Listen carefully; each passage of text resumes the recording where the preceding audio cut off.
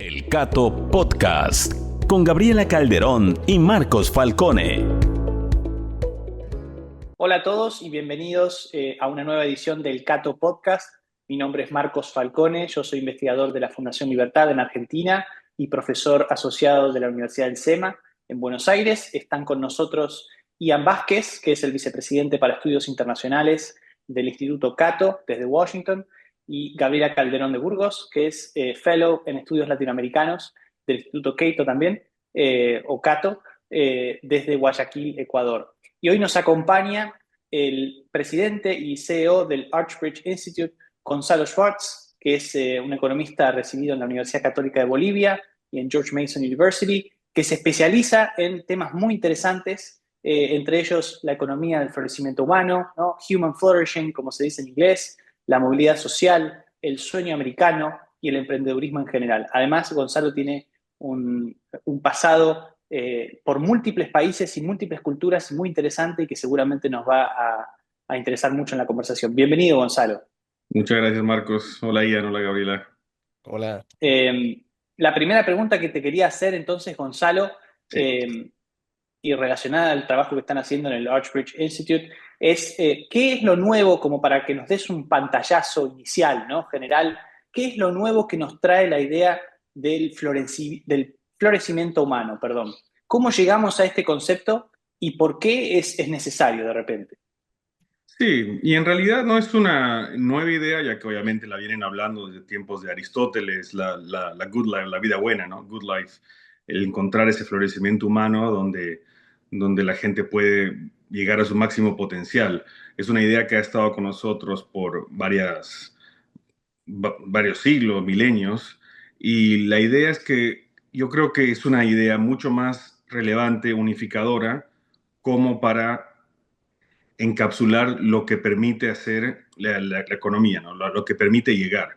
Es un cambio, nosotros como lo estamos tratando en Archbridge, es un framework, ¿no? Es una narrativa de cómo podemos mostrar el impacto de la economía en la vida de las personas y interrelacionándolo con otros factores más multidisciplinarios que tienen que ver con psicología, filosofía, sociología, y cómo es una manera más rica de estudiar y de entender a las personas, ¿no? Si nos enfocamos simplemente en la parte económica, en la parte del mercado, vemos como un fin, tal vez la libertad, vemos un fin, el mercado, y no, nos perdemos de mucho más de lo que la gente persigue. La gente, creo que ya sea en Estados Unidos, sea en América Latina, en cualquier otra parte, no se levanta pensando, a menos que uno esté viviendo, ¿no? En Venezuela, Cuba, Corea del Norte, yo quiero hoy más libertad porque sí, uno se levanta queriendo una mejor vida para uno mismo, para su familia, para sus hijos, y entonces dentro de ese marco los mercados ciertamente dan lugar a una mejor vida, el Estado de Derecho da lugar a una mejor vida,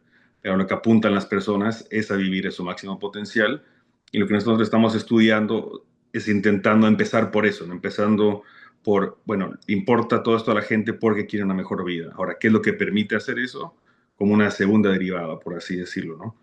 Entonces nos enfocamos exclusivamente en empezar, en enfocarnos en el florecimiento humano. Eh, o sea que eso es el enfoque del Archbridge Institute. Creo que mayormente ustedes están estudiando la economía americana, estadounidense, ¿no es cierto? Y quizás este, nos puede decir bueno, por qué ese enfoque y cómo eso puede informar al resto de las Américas, ¿no? Y qué tanto se puede.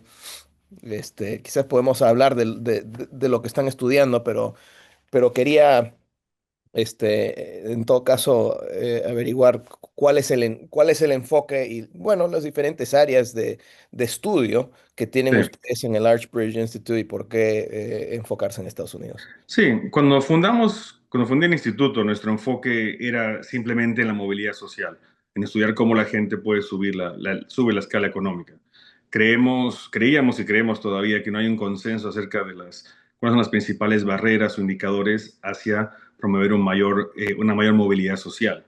Hay mucho enfoque en la parte de desigualdad, en la parte de tal vez de cómo mejorar la el estado de bienestar, para promover más movilidad social, pero no hay un enfoque completo sobre eso, ¿no? O sea, un enfoque eh, holistic, no sé la palabra en español, perdón, de una manera más grande, Holístico. holístico. Y entonces lo que empezamos es por eso, ¿no? Y lo que llamamos la economía del florecimiento humano es un estudio de la movilidad social, de intentar encontrar esas barreras. Con el tiempo nos enfocamos en florecimiento humano porque hay barreras y cosas que van más allá de simplemente lo económico. Entonces, como estudiamos ese tema en Estados Unidos, pero intentando poco a poco hacer un poco más de trabajo en América Latina, y un poquito en Europa. Tenemos algunas colaboraciones mucho más chicas, ciertamente, de lo que hemos hecho en Estados Unidos, pero vemos el tema de movilidad social en 4 pilares que tienen, yo creo que mucha relevancia también en América Latina. Y los enfocamos en estudiar movilidad social en un pilar de emprendimiento en emprendimiento y growth, crecimiento económico, cuáles son las barreras y indicadores que afectan a eso. Otro pilar de Estado de Derecho e instituciones. Otro pilar de educación y de desarrollo de habilidades, de capital humano. Y un último pilar de capital social, que es cómo son las relaciones en las comunidades, entre familias. Entonces, esos 4 pilares dan mucho para hablar en Estados Unidos, pero también dan mucho para hablar en América Latina. En nuestros países yo creo que también hay mucho enfoque sobre la desigualdad económica como el principal objeto de estudio y que creo que es un juego de suma cero, ¿no? Que no lleva a soluciones, no lleva a una visión más positiva de cómo podemos remover barreras para que la gente pueda escalar la escala económica sin importar esa diferencia entre ricos y pobres. La idea es que si uno remueve las barreras a la movilidad social, con el tiempo también más remueve las barreras que existen para la desigualdad. Pero bueno, en esos 4 pilares empezamos y tratamos temas de regulaciones en cuanto a temas de emprendimiento, temas de barreras al emprendimiento en sí, a crear, operar una empresa, a generación de empleo. Tenemos en el tema de Estado de Derecho, sí, vemos temas de instituciones y tenemos estudios que muestran, ¿no? Cuál es la importancia en las instituciones, la corrupción a niveles bajos como para promover mayor movilidad social. Entonces, creo que muchos de esos pilares, y podemos centrarnos tal vez algunos de ellos, pero para hacerlo corto, es que todos esos pilares son relevantes tanto en Estados Unidos como internacionalmente. En el Archbridge Institute ustedes hablan mucho del sueño americano, el Sí. American Dream, y eso es algo que, digamos, de toda la bulla que se escucha saliendo de Estados Unidos, es una noción que parece venida menos, al menos si uno escucha ciertos medios o ciertas voces. Yo te quisiera preguntar un poco, sobre todo para quienes tal vez no están familiarizados con, digamos, a qué se refiere la gente tradicionalmente cuando se habla del American Dream y qué es lo que ustedes tratan de enseñar con esta visión. Sí, el sueño americano, como se define, es básicamente un lugar, una tierra donde las personas buscan una vida mejor, con más significado y una vida más rica también en cuanto a lo material, y sin importar de dónde uno venga. Entonces, no importa dónde uno comienza, no importa con dónde uno nació, a quién familia nació, pero que tiene la oportunidad de tener una vida mejor. Yo creo que eso es una narrativa cultural muy rara, o sea, es una narrativa que, bueno, al mismo tiempo se puede aplicar en muchos países del mundo, pero existe y existe creo que vivamente y todavía se puede lograr en Estados Unidos a diferencia de otros países, ¿no? La gente viene aquí a buscar ese sueño, porque en realidad puede ser un sueño en otros países también. La vida, como decía, la gente quiere una vida mejor, quiere llegar a su máximo potencial sin importar dónde uno venga. El problema es que en otros países hay muchas más barreras a eso y en Estados Unidos el espíritu emprendedor, esta narrativa cultural que es más aspiracional, que es más digamos, de juego de suma positivo, que es más de mérito, eso es algo que se puede ver, que se puede vivir mucho más en Estados Unidos que en otras partes. Pero yo creo que ciertamente puede ser una narrativa universal. Pero es una narrativa que genera optimismo, que puede generar aspiración en la gente. Entonces uno se inspira por todas las historias que han ocurrido en Estados Unidos de gente que ha logrado sobrepasar barreras para poder llegar a su potencial humano, subir la escala económica, tener un sentido en la vida y perseguirlo desde muchos emprendedores, desde gente que hasta hace activismo, si quieren ahora, gente que hace trabajo en ONGs ayudando a los pobres directamente, atletas, o sea, todo eso son personas que en otros países también existen, pero que aquí han logrado llegar a alturas y a niveles mucho más altos de impacto en sus vidas y en el impacto que tiene en la vida de otros. Entonces, es una narrativa cultural que creo que es mucho más rara en otros países, pero que existe, tiene ese potencial. Pero aquí se ha logrado hasta desde el principio de la historia del país, ¿no? En Estados Unidos. Esa fue, creo que la definición en sí que les comentaba empezó en 1930, pero desde que, o sea, se definió en ese año en un libro, pero desde antes que se veía eso, ¿no? Que la gente se iba de Europa a Estados Unidos buscando una tierra donde pueda ejercer su libertad y pueda buscar nuevas oportunidades. Y ciertamente en estudios que hemos hecho, en investigaciones, la gente asocia el sueño americano con la libertad de elegir la vida que uno quiere, una vida familiar buena, un buen retiro. Mucha gente asocia el tema del sueño americano con una casa o con tener mucho dinero y no es un factor esencial para la gente como cuando nosotros evaluamos eso. Es la búsqueda de libertad que la gente ya desde el principio de la historia del país ha venido buscando eso. En el principio el país ciertamente no estaba disponible para todos, pero con el tiempo el país ha progresado y ha podido mejorar en eso y es donde encontramos más oportunidades, ¿no? Por eso creo que ese flujo de migración que siempre se ve hacia el país y no desde el país hacia afuera es algo muy llamativo y creo que es una señal de eso, ¿no? Ahora, Gonzalo, Sí, ¿por qué te parece que ha ganado fuerza esta visión según la cual ese progreso o no es real, o no es para todos, o es cada vez menor, ¿no? Que parece que se ve en Estados Unidos, ¿no? Esa pregunta por ahí que hacía Gabriela. ¿Qué podemos aprender quizás de la psicología, del florecimiento humano, si se quiere, en vistas de lo que ha venido ocurriendo en Estados Unidos, en el discurso político, digo, más allá de los hechos, ¿no? En los sí, últimos años. sí, y creo que justamente el problema está por ahí, está por el discurso político, el discurso de las élites en cuanto a periodismo, en cuanto a académicos, que quieren pintar una imagen mucho más negativa de la que en realidad existe en cuanto a estos temas, ¿no? En cuanto al problema del sueño americano y el florecimiento humano aquí en Estados Unidos. Cuando hemos hecho las encuestas, hemos visto que 7 de cada 10 americanos, la última encuesta fue ahora, hace un par de semanas que la publicamos, son positivos sobre el sueño americano. Creen que lo han logrado o que están en camino a lograrlo. Y solo 3 de 10 creen que no se puede ya. Y cuando preguntamos específicamente por qué no creen, dicen que son por factores económicos. Entonces, creo que en lo general eso, factor económico, mejores políticas públicas, siempre podemos lograr.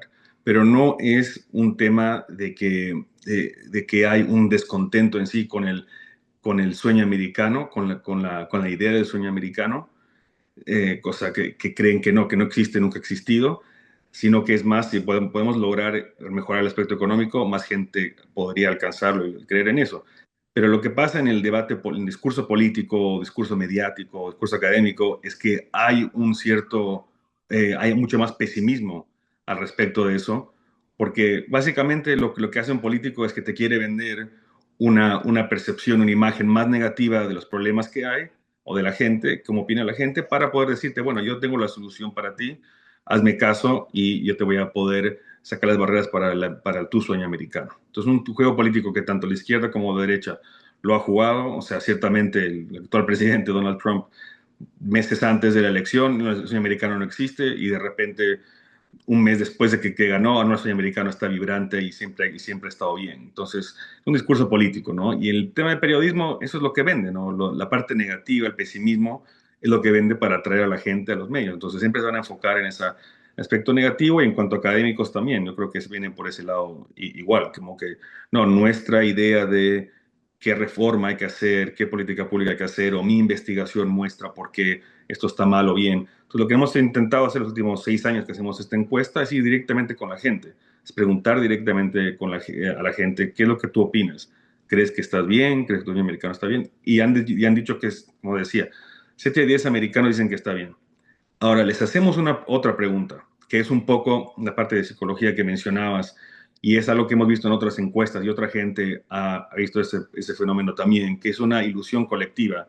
Lo llaman aquí a un autor, Todd Rose, de Harvard, que lo llama una ilusión colectiva.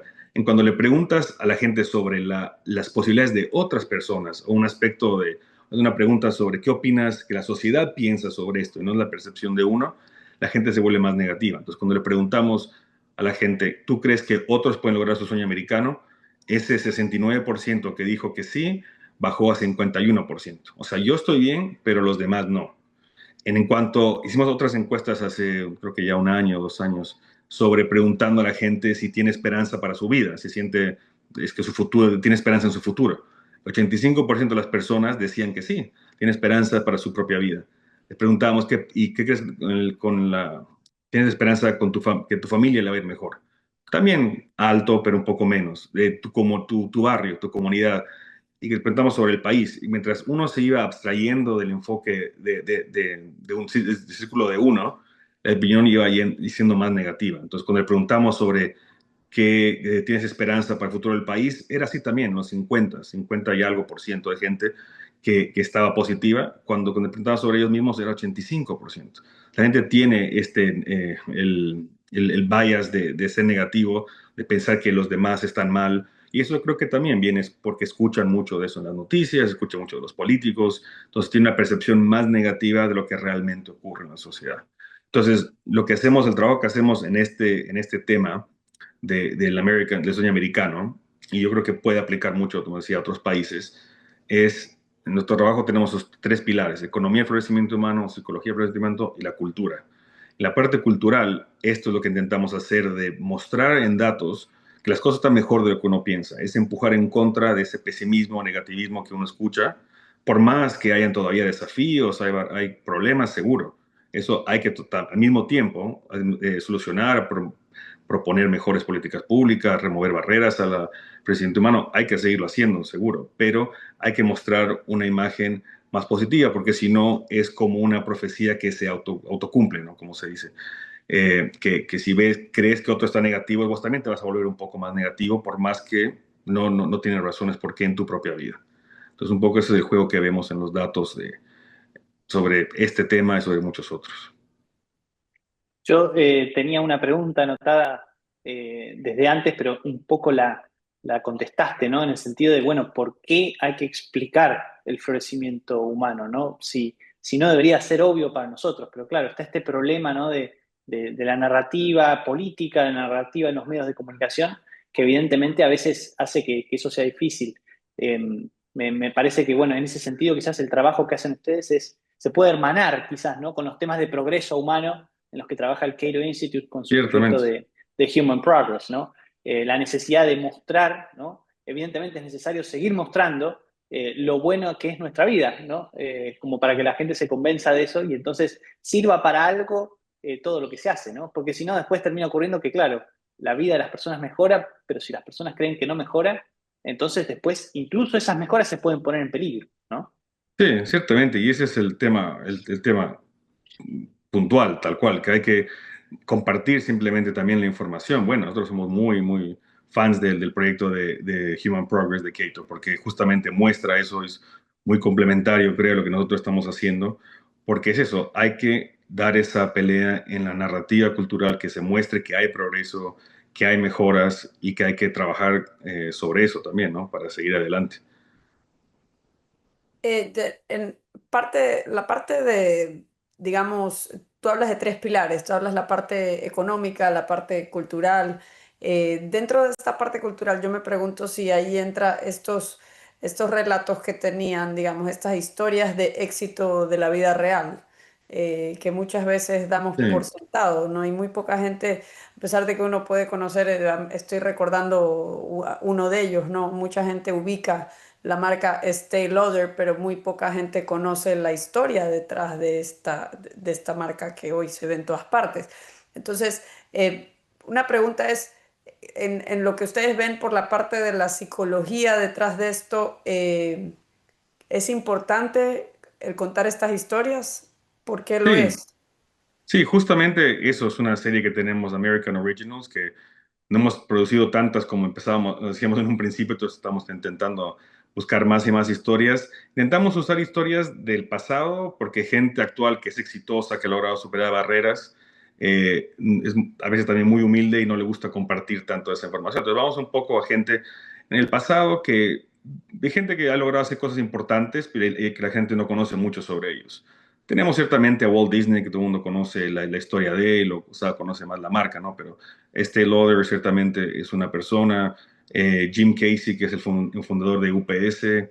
es otra persona que hemos cubierto. Adolf Zukor, que era un inmigrante judío de Hungría que llegó con $60 en el bolsillo y después con el tiempo fundó Paramount Pictures, o sea, en los primeros estudios de cine más grandes. Tenemos Henry Kaiser, otra historia que hizo la represa Hoover, que producía barcos también, pero todas esas historias, los ejemplos que intentamos mostrar es cómo la gente, a pesar de cualquier barrera inicial, a pesar de empezar de cero, cualquier problema que haya tenido, ha logrado superar eso para llegar al éxito. Muchas veces en el aspecto cultural, ciertamente, en nuestros países pasa mucho y tal vez un poco más justificado, ¿no? Por falta de Estado de Derecho, que preguntamos, ¿cómo esa persona exitosa logró llegar a eso? Seguro que robó a alguien, seguro que hizo algo negativo, algo malo. Entonces, países tal vez en promedio puede pasar un poco más, pero hay ciertamente muchas historias buenas que se deberían contar en nuestros países de gente buena que ha logrado tener éxito.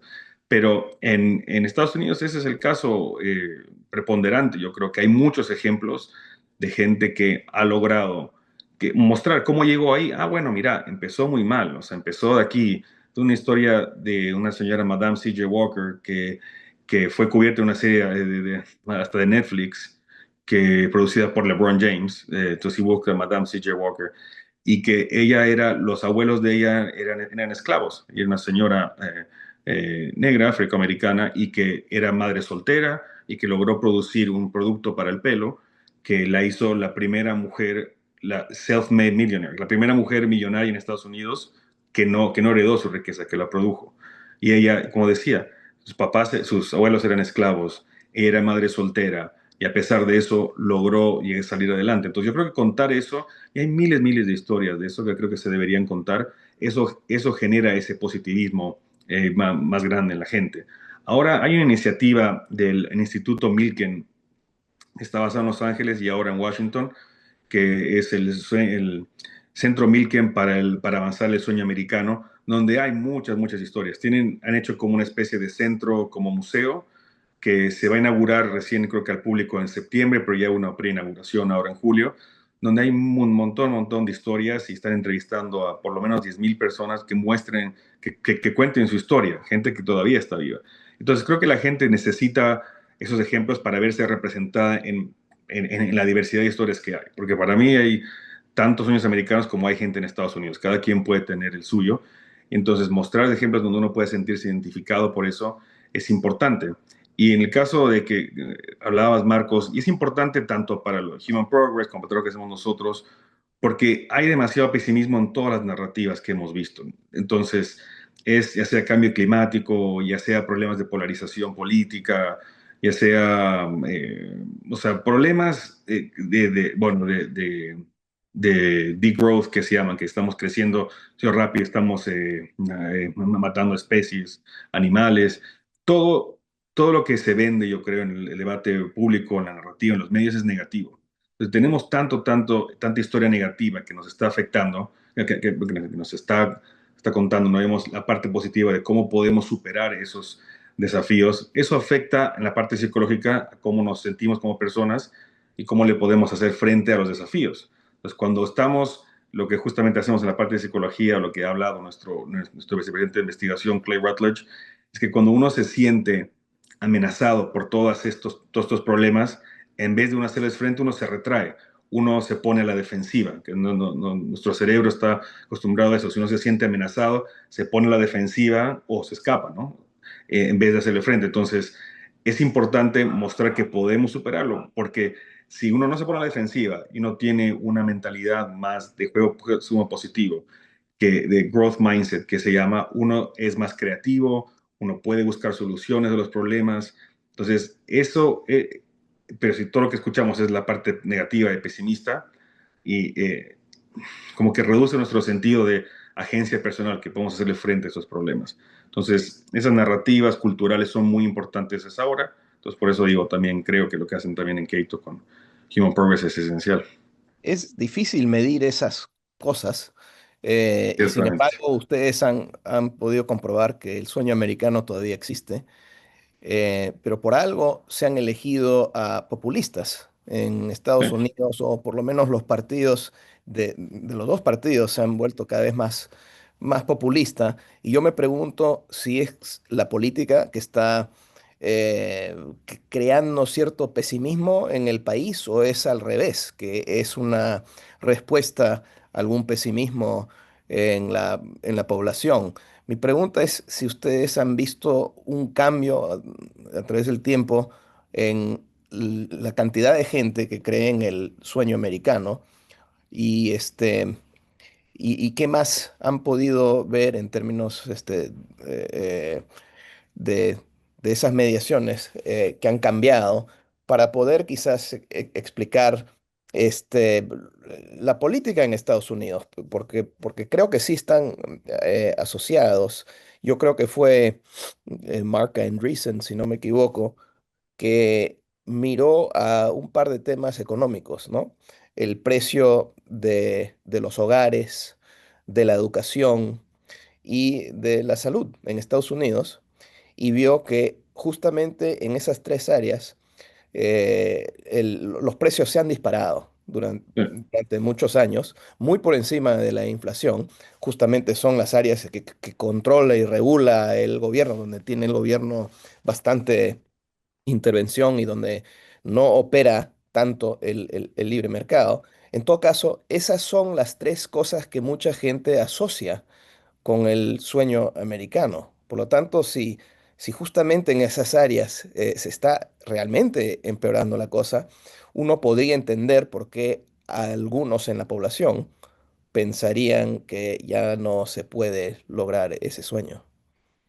Sí, sí, ciertamente. O sea, lo que hemos visto nosotros, llevamos 6 años haciendo esta encuesta, otras personas, otros grupos, Pew, Gallup han hecho encuestas similares sobre el American Dream y bueno, desde que nosotros empezamos hemos visto que la gente ha sido más negativa. En el 2020, 2021 que empezamos, bueno, los primeros años de la encuesta, a pesar de que eran años de la pandemia, igual era solo yo creo que 22% y 18% de 2021 de gente que estaba negativa sobre el sueño americano. Ahora estamos en 30%, entonces sí ha habido un crecimiento de ese pesimismo en cuanto a las personas. Entonces lo que queremos, o sea, no dejamos de mostrar eso, ciertamente está ahí en los datos y lo conversamos y lo hablamos, pero intentamos ciertamente darle ese enfoque un poco más positivo, pero se ve ese pesimismo, se ve que ciertamente, como decíamos cuando le preguntamos a la gente por qué no ha logrado o no cree que está a su alcance, su sueño americano era por factores económicos, como justamente los que mencionas, ¿no? Era un tema de costo de vida, de salud, de educación. Entonces, eso es un tema muy importante que por eso digo, no hay que olvidarse que todavía hay muchos de estos desafíos y ver cómo podemos, justamente en esas áreas, liberalizar más estos temas. Hay un estudio muy importante de Russ Chetty de la Universidad de Harvard que muestra que ha medido con el tiempo el tema de movilidad social. Y como definimos movilidad social, los economistas siempre de una manera muy aburrida, es si básicamente superamos el ingreso de nuestros padres a la misma edad. Entre 32 y 40 años se mide el ingreso de los padres, el ingreso de sus hijos cuando llegan a esa edad y se muestra si superaron el ingreso. Y entonces creo que es mucho más complejo, mucho más interesante el tema de movilidad social para definirlo solo en esa variable, pero así se define. Ahora, y se asocia mucho esa variable de movilidad social al sueño americano. Y lo que se ha visto es que las personas que nacieron en 1940, cuando empezaron a medir esto, cuando encontraron datos, 90% de esa gente superaba el ingreso de sus padres a la misma edad. Y la generación de 1980, que es la que se volvía de 32 a 40 años en los 2000, 2015, 2020, cuando salió este estudio, en 2015, era solo 50%. Entonces cayó de 90% de gente a 50%. Entonces ha habido una caída fuerte en cuanto a la movilidad social. Nosotros hemos hecho un estudio similar, encontramos que la caída no fue tan estrepitosa, estamos en los 70% de gente. Ese estudio le faltaron un par de variables a ajustar. Entonces está bien, hay temas que se pueda mejorar y ciertamente si uno va a medir el ingreso de las personas que nacen en 1940 después de la Gran Depresión, sus padres ciertamente que vivieron la Gran Depresión van a tener un ingreso mucho más bajo que ellos. Entonces hay factores ahí que importan.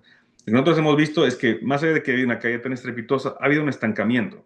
Entonces hay un estancamiento de la movilidad social en Estados Unidos que es importante ver por qué. Entonces nosotros, ese es nuestro enfoque, que justamente, primero, para ver por qué ha pasado, hay que tener un consenso o una narrativa de cuáles son las principales barreras a eso. Y lo que han Lo que se hace ahora es simplemente o medir solamente si hay más o menos movilidad social, o decir que es un tema de desigualdad, o que es un tema de que hay que mejorar el estado de bienestar, de dar más beneficios sociales, más planes sociales, y no ha habido un enfoque en ver, bueno, qué ha pasado con el emprendimiento en esa época. Y otros estudios al mismo tiempo han mostrado que desde 1970 hacia el momento, con una pequeña mejora al 2020, en la pandemia, digamos, el business dynamism que se llama, el número de empresas, de startups que hay en la economía ha caído. Siempre, digamos, más o menos desde esos tiempos, 12% de todas las empresas eran empresas nuevas. Entonces, el nivel de empresas nuevas que nacen era 12% del total. Y las empresas que mueren, más que la gente deja de operar, que hay problemas y todo, siempre está más o menos en el 8%. Entonces, han habido eran más empresas que nacían de las que morían. Entonces, había un dinamismo económico importante que generaba esa actividad, más actividad empresarial, que para mí, otra de las cosas que me parecía muy rara cuando empecé a investigar este tema es cómo no entra en esto la generación de empleo y el emprendimiento cuando la forma en que generamos ingresos es un trabajo. La principal forma de ingreso que tenemos son nuestros trabajos y eso no estaba relacionado al tema de medición de movilidad social. Me parecía raro. Entonces intentamos relacionar este estudio que les menciono con el número de empresas nuevas, con otros temas, intentar juntarlo con lo que se investiga en movilidad social. Bueno, ese 12% ha caído hasta el año 2020, pues, desde el 2010 más o menos, que está alrededor del 8% también. Entonces, el número de empresas nuevas equivale al número de empresas que se mueren. Entonces, no ha habido una caída en el dinamismo muy importante en Estados Unidos desde los 70. A su vez, los trabajos que requieren una licencia ocupacional, que también tiene que ver con el emprendimiento, ¿no? Cuánta gente puede tener un trabajo, cuánta gente puede abrir una empresa en base a una habilidad que tenga. Eh, Uno de cada 20 trabajos en los 1970 requería una licencia. Y ahora es uno de cada 5 trabajos que requiere una licencia. Entonces, ha habido mucha más regulación en este tema y que yo creo que hay representado, si esa caída importante en la movilidad social es por algo, puede ser mucho por estos temas. A su vez han habido muchas otras regulaciones y problemas en ese momento que, si uno quiere mirar históricamente, están ahí algunas de las respuestas. Solo que no veía que en la literatura de movilidad social se veían estos temas, más se enfocaba este mismo estudio que les mostraba que caía esta movilidad social. Su recomendación era dar un voucher de vivienda para que la gente se mude de un barrio, una ciudad que tiene menos movilidad social a uno donde uno tenga más. Pero sin explicar por qué un lugar tenía más o menos movilidad social. Mucho tenía que ver con el tema de la familia también. Si las familias tienen 2 padres en la casa, esos barrios y lugares tenían mejor movilidad social. Y era un tema de promedio del barrio o del lugar. No importaba tanto si tu familia tenías 2 padres o un padre, una padre, una madre, lo que sea. Importaba si el barrio en general tenía una preponderancia de casas con 2 padres. Entonces eso importaba y tampoco se veía tanto en la literatura. Yo creo que esos factores hay que investigarlos mucho porque eso genera un malestar económico también, que eso es lo que también creo que ha dado lugar al Gonzalo, tema perdón político. que te interrumpa, Sí, pero sí. sobre el malestar, ¿no? Sobre, Ujú. sobre esta pérdida de dinamismo económico.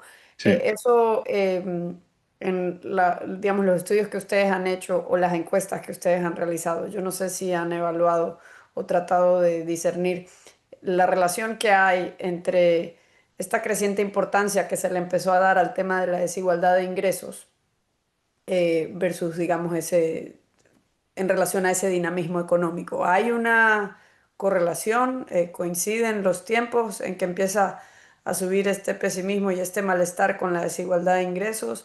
¿Ha cambiado mucho la desigualdad de ingresos o no? Porque también eso puede ser una percepción no respaldada o depende de cómo lo midan. Sí. Pero básicamente mi pregunta es si hay algo de evidencia en la data que ustedes han visto de que haya cambios de actitudes frente a las desigualdades de ingresos, si es que también da la casualidad que ha habido menos movilidad social.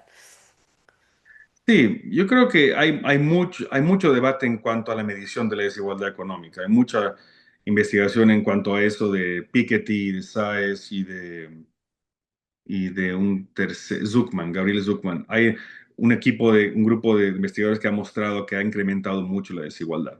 pero a su vez han habido otros economistas que han mostrado, no, están ajustando mal sus variables, hay un error de medición y todo. Yo creo que por lo que la profesión económica han visto, le ha dado más razón al otro lado. Entre ellos David Splinter, otros economistas muy relevantes, y hay uno muy importante que creo que pasó por Keito, Carlos Goes, un economista brasilero que estaba, creo que después de Keito se fue al Fondo Monetario, después un PhD, ahora está de vuelta el Banco Mundial, pero ha mostrado exactamente, utilizando los mismos datos de Piketty, mostrando que no ha habido un crecimiento de la desigualdad tanto.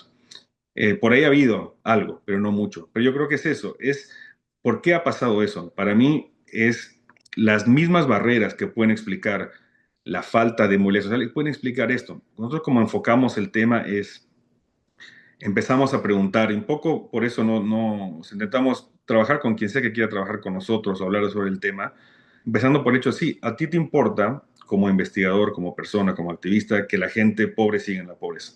Nosotros también. Lo que pasa es que la gente que importa más el tema de desigualdad lo ve como los pobres son pobres porque los ricos son ricos.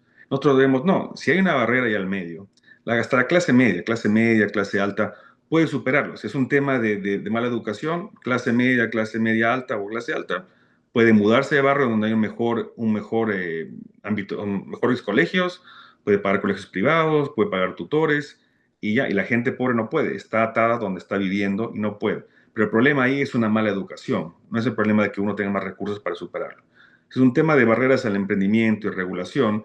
Una persona, una pareja que quiera, por ejemplo, abrir un negocio, una persona de clase media, clase alta, puede tal vez solo una persona trabajar en la casa, mientras la otra se encarga de empezar un negocio, tener más tiempo para superar todas las barreras burocráticas que necesitan superar para abrir un negocio, para entrenarse, tener una licencia ocupacional bueno, y abrir un negocio. La gente que más pobre tal vez no tiene tanto tiempo, tiene que trabajar de 9 a 5 mientras tiene su idea de alguna empresa o algo, y tiene más recursos para hacerlo en cuanto a tiempo, en cuanto a dinero.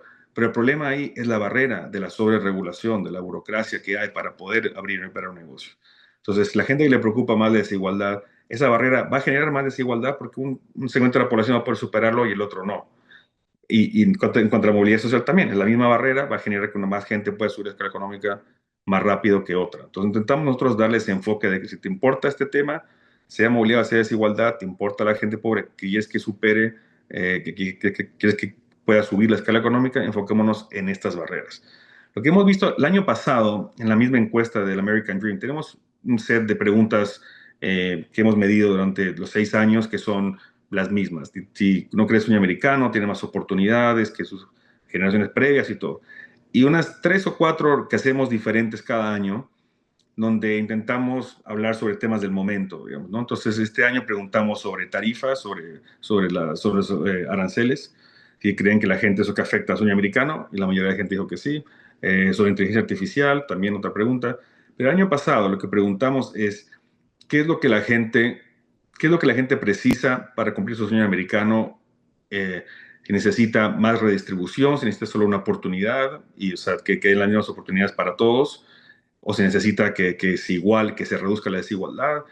Y la gente lo asociaba mucho más, solo creo que 5 o 6% decía que falta de oportunidad se debía por la desigualdad económica. Entonces la gente, por lo menos en Estados Unidos, no lo ve eso como el tema principal.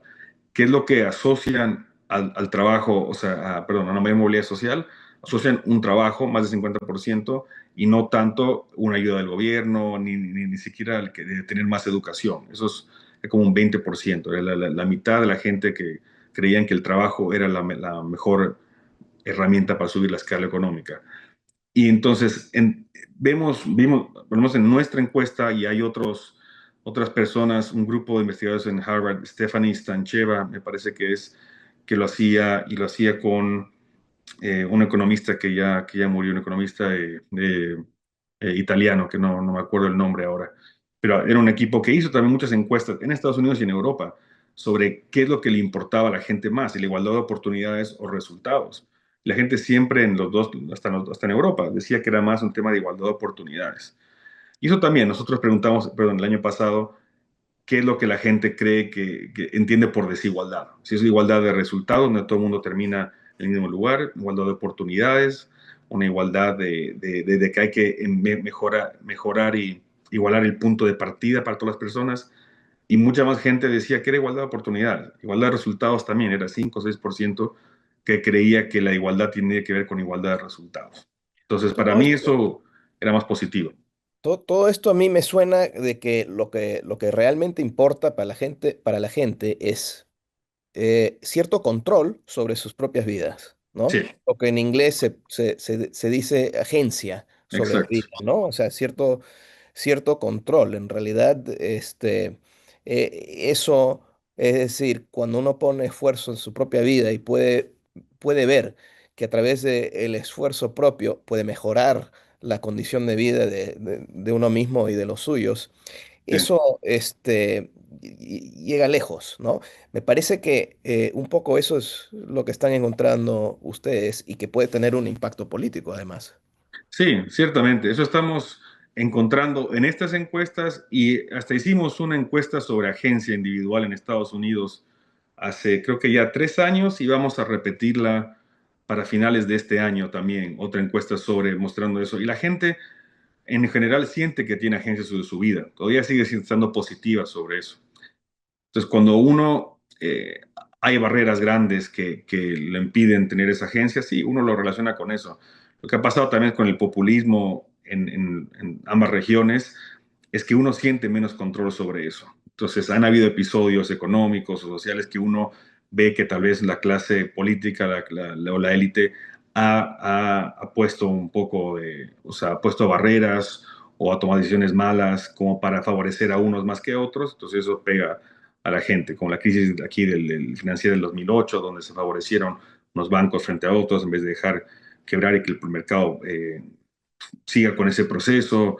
Entonces, todo eso ha alimentado este La pandemia, populismo. La pandemia, ciertamente, que en todos lados fue casi igual.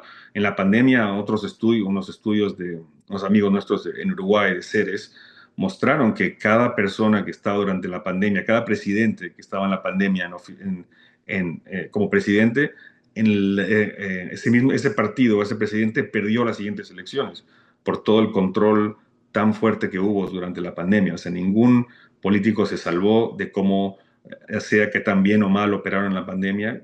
Usualmente sí fue una restricción a las libertades que le pesó a todos los políticos.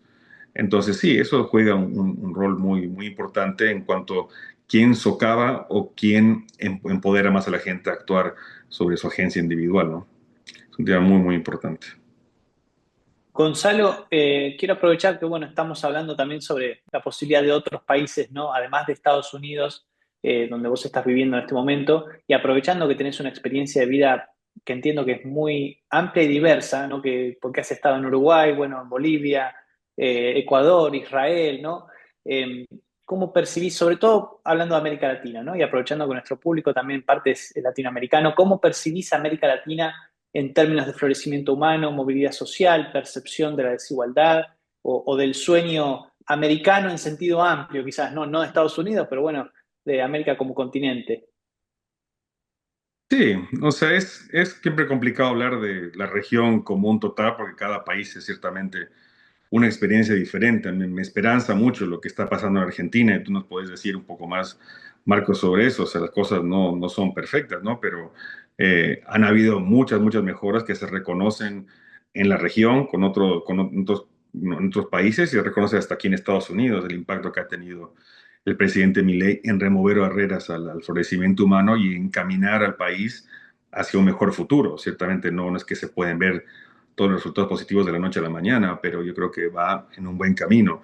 Y se ha visto por el lado contrario, cosas negativas en otros países. Chile, que era el ejemplo de prosperidad anteriormente, o sea, ahora la gente, no sé si las últimas encuestas que escuché, que hasta en temas de seguridad, la gente preferiría que haya una persona como Bukele en Chile que ponga en orden las cosas porque está tan alto el tema de crimen. Ya ni siquiera se habla de la economía porque ya se ha estancado hace tiempo, ya está muy mal, pero hasta que quieran ese nivel de autoritarismo en su país, como en Chile era tal vez un oasis en América Latina para temas de libertad económica y política en las últimas décadas también, o sea, quiere decir mucho. Entonces, hay ejemplos positivos y negativos. Ciertamente, originalmente soy de Uruguay el presidente Lacalle Pou tuvo un muy buen gobierno y igual a pesar de eso hubo un cambio político, tal vez a una izquierda un poco más moderada. Ahora en Brasil podemos ver muchos problemas en cuanto a libertad de expresión,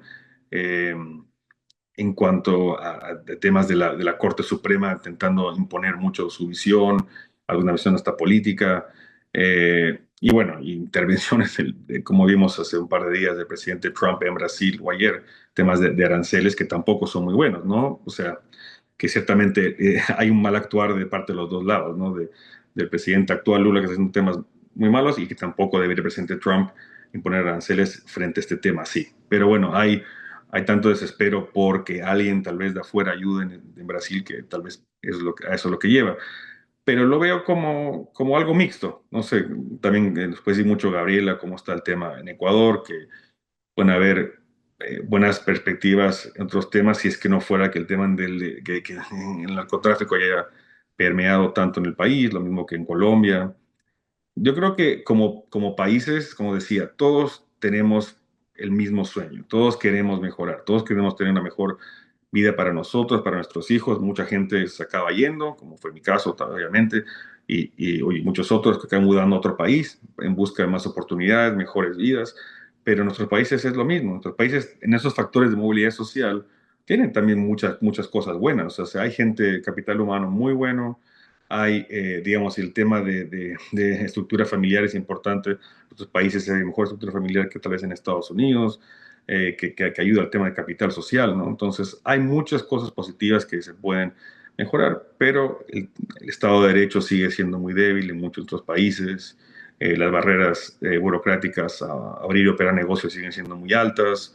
Entonces, requerimos, yo creo que ejemplos como lo que está pasando en Argentina, como países que aprendan sus errores o vean o que sufran, como está pasando en Chile, y que se den vuelta. Ante el tema de Venezuela sigue siendo algo muy triste, que todavía no se pueda dar vuelta cuando ya han pasado tantos años de, de- de pobreza, tantos años de autoritarismo.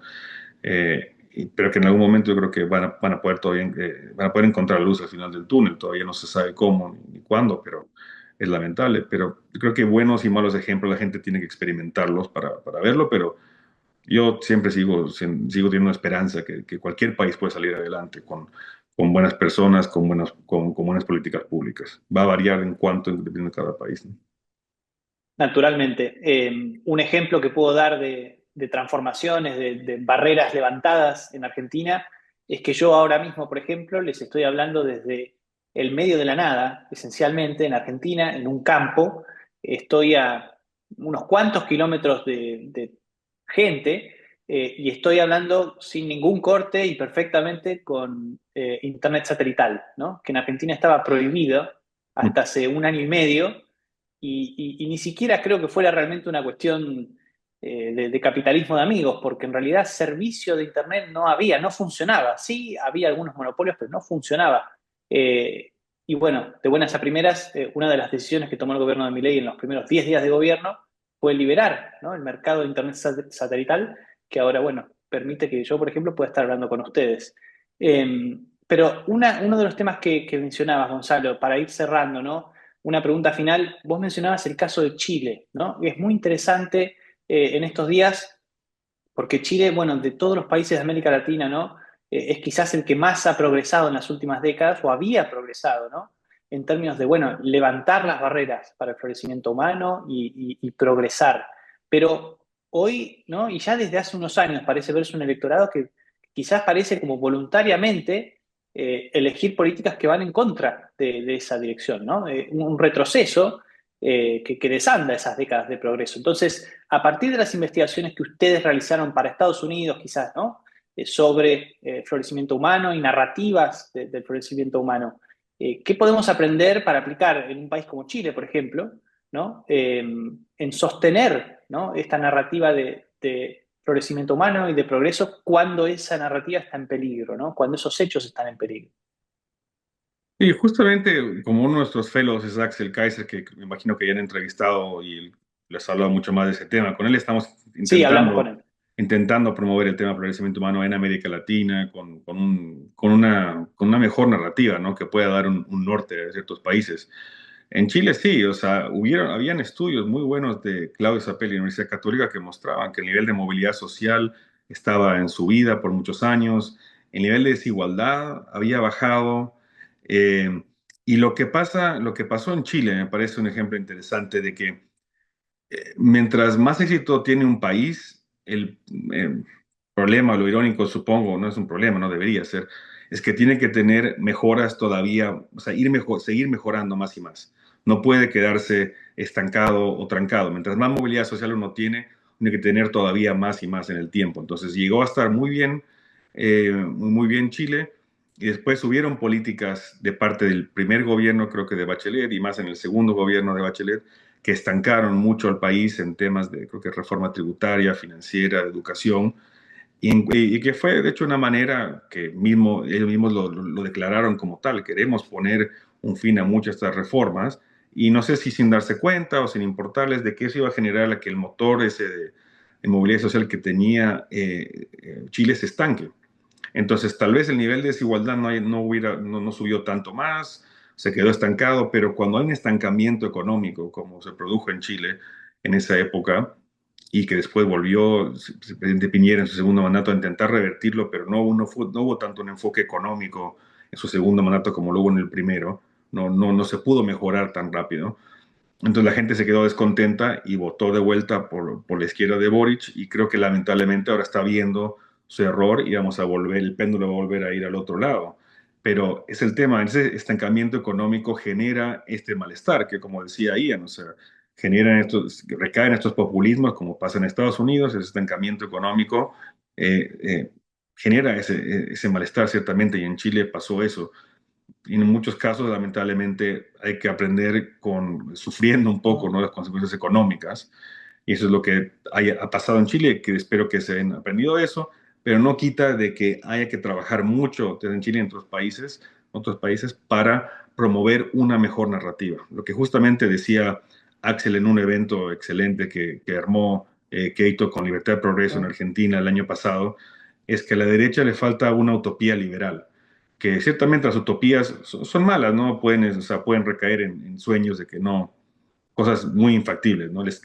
Pero la izquierda tiene esa utopía socialista, utopía de izquierda, que genera un poco de esperanza, más esperanza a la gente. Y por más que nunca se haya dado, nunca haya funcionado, nunca se cumple, la gente sigue, bueno, no toda obviamente, pero mucha gente sigue haciéndole caso a esa utopía liberal, esa utopía de izquierda.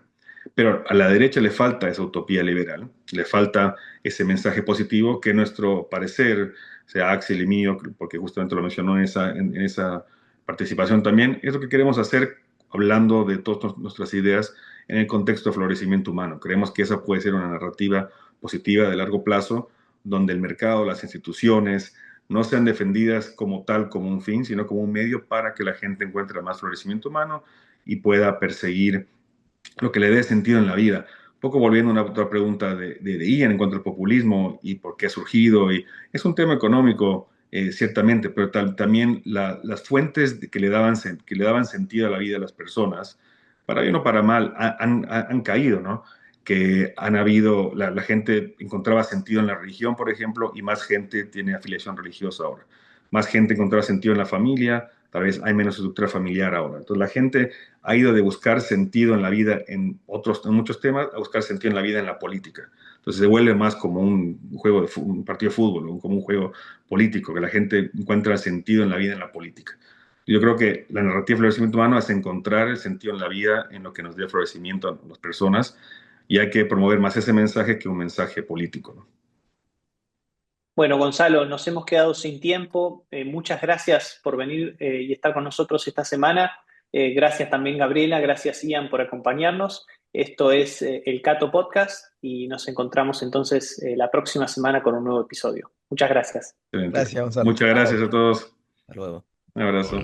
El Cato Podcast con Gabriela Calderón y Marcos Falcone.